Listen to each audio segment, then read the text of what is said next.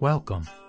I am a lay Shin Buddhist who nevertheless maintains an interest in the broader realm of Pure Land and Mahayana Buddhist teachings. My YouTube channel is called Akala Akala, that is A-C-A-L-A, A-C-A-L-A. In these podcasts, I make a non-scholarly, humble, and sometimes bumbling attempt to explore a particular topic or question related to the wonderful Buddha Dharma. I hope you find them to be of interest. With that said, let us begin.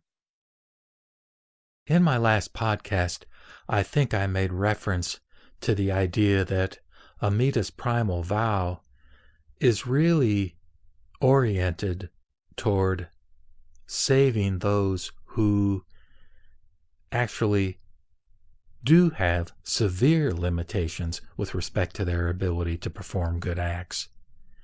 Actually, it even goes further than that to say that it's primarily geared toward evil persons who have committed terrible acts. This is very sort of paradoxical and contradictory in some sense from how we usually think about spiritual matters. Usually we think in terms of the fact that, well, it's the good person that's going to be saved. They're the ones that are going to, so to speak, go to heaven or be reborn in the Pure Land. But again, this was not Shinran's understanding of the nature of Pure Land Buddhism. And there's no place where he is said to have stated it in more explicit terms than in the first chapter, just 3 simple paragraphs within the volume called Tanisho. And I say was said to have said it because the Tanisho was not actually written by Shinran. It was written by supposedly one of his disciples called Yenbo.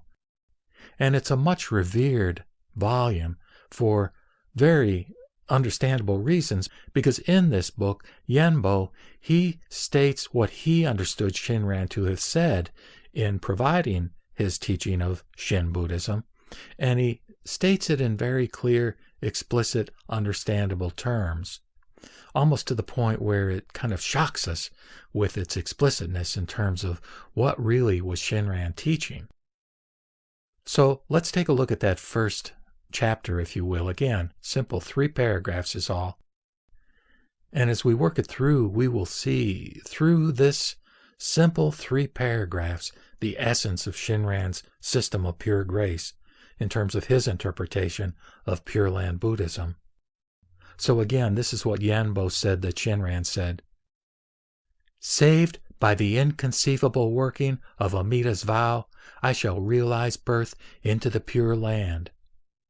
The moment you entrust yourself thus, so that the mind set upon saying the name arises within you, you are brought to share in the benefit of being grasped by Amida, never to be abandoned. So that first sentence is what we say to ourselves when we experience that shinjin or sense of entrusting in the vow. We say to ourselves, saved by the inconceivable working of Amida's vow, I shall realize birth into the Pure Land.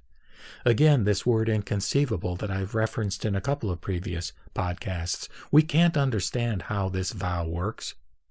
It's impossible for our mind to get around this notion of the power of this other power that pulls us along and nullifies our negative karma in order to give us this opportunity, this gift of rebirth in the Pure Land.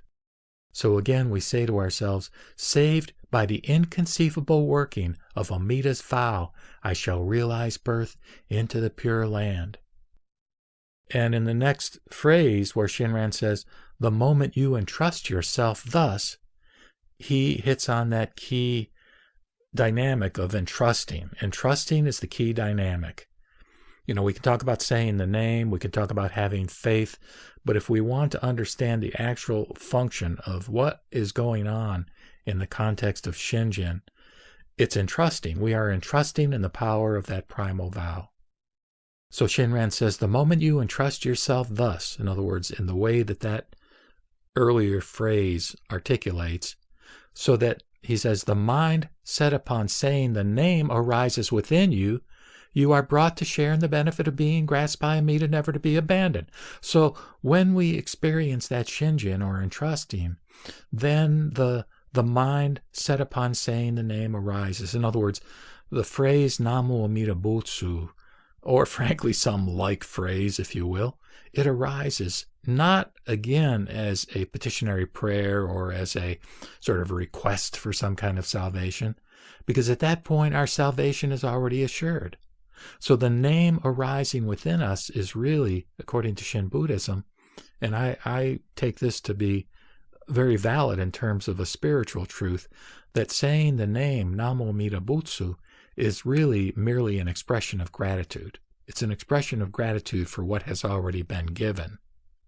Namely, what has been given? What has been given is that we are brought to share in the benefit of being grasped by Amida, never to be abandoned. Now, the second paragraph. Know that the primal vow of Amida makes no distinction between people young and old, good and evil. Only the entrusting of yourself to it is essential, for it was made to save the person in whose karmic evil is deep-rooted and whose blind passions abound. So here we have an incredible kind of egalitarianism, that the vow of Amida makes no distinction between people young and old or good and evil. In other words, the good person does not have a leg up as far as accomplishing this experience of being grasped by Amida. Only the entrusting of yourself to it is essential, says Shinran. And he goes further. It's amazing. He says, for it, the vow, was made to save the person in whose karmic evil is deep-rooted and whose blind passions abound.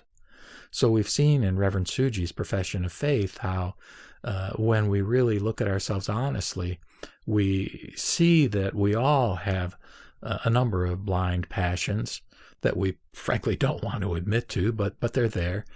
Now, that said, most of us wouldn't judge ourselves necessarily to be evil per se, and yet that's the word that's used here by Yenbo when he's describing Shinran's teaching. Evil that is deep-rooted, actual evil, that's who the vow was made for. Shinran says, according to Yenbo, he says, thus, entrusting yourself to the primal vow requires no performance of good, for no act can hold greater virtue than saying the name. In other words, within Shin Buddhism, in order to benefit from Amida's grace, from the extending of his other power to us, there's no requirement that we perform any particular good, no requirement that we have any particular knowledge of the Dharma, no requirement that we have any particular sort of level of devotional ritual or spiritual kinds of activities in association with any kind of a belief system.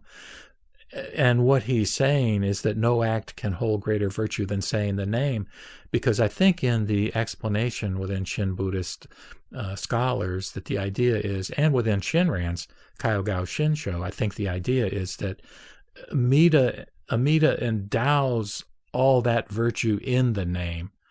That's why when we look at a Shin Buddhist altar, what do we see at the front of the altar? Typically we see the name, Namo Amida Butsu, typically in 6 Chinese characters, because that is, in a sense, actually what that is in some people's opinions, which I really like, is that it's a manifestation of the Dharmakaya, the law body, the truth body, the ultimate Buddha body is embodied in those 6 characters, in that phrase, Namo Amida Butsu. Now, the last sentence in this paragraph, where Shinran supposedly says, nor is there any need to despair of the evil you commit, for no act is so evil that it obstructs the working of Amida's primal vow. Now, that's very powerful, but it's also very important to give this caveat that Shinran himself states, and also that's stated in a later part of this Tanisho, is that that's not a license to commit evil. In other words, if a person commits evil as a function of their karmic circumstances. In other words, causes and conditions. They're past various causes that have led to who they are right at that moment in time. That's one thing.